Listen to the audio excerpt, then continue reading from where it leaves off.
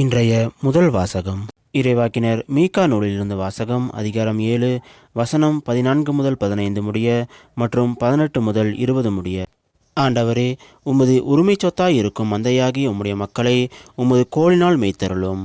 அவர்கள் கார்மேலின் நடுவே காட்டில் தனித்து வாழ்கிறார்களே. முற்காலத்தில் நடந்தது போல அவர்கள் பாசானிலும் கிளையாத்திலும் மேயட்டும். எகிப்து நாட்டிலிருந்து நீங்கள் புறப்பட்டு வந்த நாளில் நடந்தது போல நான் அவர்களுக்கு வியத்தகு செயல்களை காண்பிப்பேன். உமக்கு நிகரான இறைவன் யார்?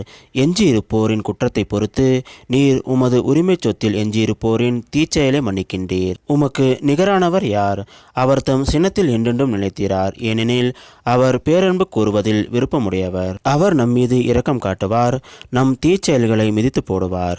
நம் பாவங்கள் அனைத்தையும் ஆழ்கடலில் இருந்து விடுவார். பண்டைய நாளில் எங்கள் மூதாதையருக்கு நீர் ஆணையிட்டு கூறியது போல யாக்கோப்புக்கு வாக்கு பெறலாமையையும் ஆபிரகாமுக்கு பேரன்பையும் காட்டியருள்வீர். இது ஆண்டவர் வழங்கும் அருள் வாக்கு. இறைவா, உமக்கு நன்றி.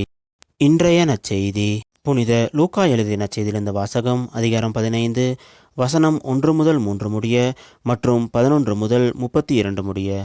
அக்காலத்தில் வரி தண்டுவோர் பாவிகள் யாவரும் இயேசு சொல்வதை கேட்க அவரிடம் நெருங்கி வந்தனர். பரிசேயரும் மறைநூல் அறிஞரும் இவர் பாவிகளை வரவேற்று அவர்களோடு உணவருந்துகிறாரே என்று முணுமுணுத்தனர். அப்போது அவர் அவர்களுக்கு இந்த உவமையை சொன்னார். ஒருவருக்கு 2 புதல்வர்கள் இருந்தார்கள். அவர்களுள் இளையவர் தந்தையை நோக்கி, அப்பா, சொத்தில் எனக்கு உரிய பங்கை தாரும் என்றார். அவர் சொத்தை அவர்களுக்கு பகிர்ந்து அளித்தார். சில நாட்களுள் இளைய மகன் எல்லாவற்றையும் திரட்டிக்கொண்டு தொலை நாட்டுக்கு நெடுப்பயணம் மேற்கொண்டார். அங்கு தாறுமாறாக வாழ்ந்து தம் சொத்தையும் பாழாக்கினார். அனைத்தையும் அவர் செலவழித்தார். பின்பு அந்த நாடு முழுவதும் கொடிய பஞ்சம் ஏற்பட்டது. அப்பொழுது அவர் வறுமையில் வாடினார். எனவே அந்நாட்டு குடிமக்களுள் ஒருவரிடம் அண்டி பிழைக்க சென்றார். அவர் அவரை பன்றி மேய்க்க தம் வயலுக்கு அனுப்பினார். அவர் பன்றிகள் தின்னும் நெற்றுகளால் தம் வயிறை நிரப்ப விரும்பினார். ஆனால் அதை கூட அவருக்கு கொடுப்பார் இல்லை. அவர் அறிவு தெளிந்தவராய், என் தந்தையின் கூலி ஆட்களுக்கு தேவைக்கு மிகுதியான உணவு இருக்க நான் இங்கு பசியால் சாகிறேனே. நான் புறப்பட்டு என் தந்தையிடம் போய், அப்பா, கடவுளுக்கும் உமக்கும் எதிராக நான் பாவம் செய்தேன். இனிமேல் நான் உம்முடைய மகன் எனப்பட தகுதியற்றவன். உம்முடைய கூலி ஆட்களுள் ஒருவனாக என்னை வைத்துக் கொள்ளும் என்பேன் என்று சொல்லி கொண்டார். உடனே அவர் புறப்பட்டு தம் தந்தையிடம் வந்தார். தொலைவில் வந்து கொண்டிருந்த போதே அவர் தந்தை அவரை கண்டு பரிவு கொண்டு ஓடிப்போய் அவரை கட்டி தழுவி முத்தமிட்டார். மகனோ அவரிடம், அப்பா, கடவுளுக்கும் உமக்கும் எதிராக நான் பாவம் செய்தேன். இனிமேல் நான் உம்முடைய மகன் எனப்பட தகுதியற்றவன் என்றார். தந்தை தம் பணியாளரை நோக்கி, முதல் தரமான ஆடையை கொண்டு வந்து இவனுக்கு உடுத்துங்கள். இவனுடைய கைக்கு மோதிரமும் காலுக்கு மிதியடியும் அணிவியுங்கள். கொழுத்த கன்றை கொண்டு வந்து அடியுங்கள். நாம் மகிழ்ந்து விருந்து கொண்டாடுவோம். ஏனெனில் என் மகன் இவன் இறந்து போயிருந்தான், மீண்டும் உயிர் பெற்று வந்துள்ளான். காணாமல் போயிருந்தான், மீண்டும் கிடைத்துள்ளான் என்றார்.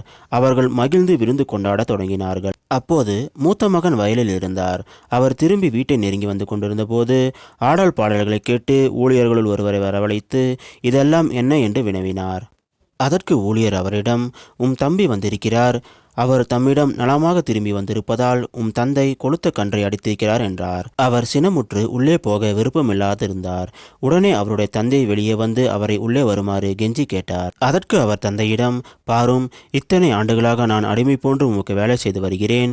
உம் கட்டளைகளை ஒருபோதும் மீறியதில்லை. ஆயினும் என் நண்பரோடு நான் மகிழ்ந்து கொண்டாட ஓர் ஆட்டுக்குட்டியை கூட என்றுமே நீர் தந்ததில்லை. ஆனால் விலை மகிழரோடு சேர்ந்து உம் சொத்துக்களெல்லாம் அளித்துவிட்ட இந்த உம் மகன் திரும்பி வந்தவுடன் இவனுக்காக கொழுத்த கன்றை அடித்திருக்கிறீரே என்றார். அதற்கு தந்தை, மகனே, நீ எப்போதும் என்னுடன் இருக்கிறாய். என்னுடையதெல்லாம் உன்னுடையது. இப்போது நாம் மகிழ்ந்து கொண்டாடி இன்புற வேண்டும். ஏனெனில் உன் தம்பி இவன் இறந்து போயிருந்தான், மீண்டும் உயிர் பெற்றுள்ளான். காணாமல் போயிருந்தான், மீண்டும் கிடைத்துள்ளான் என்றார். இது கிறிஸ்து வழங்கும் நற்செய்தி. கிறிஸ்துவே, உமக்கு புகழ்.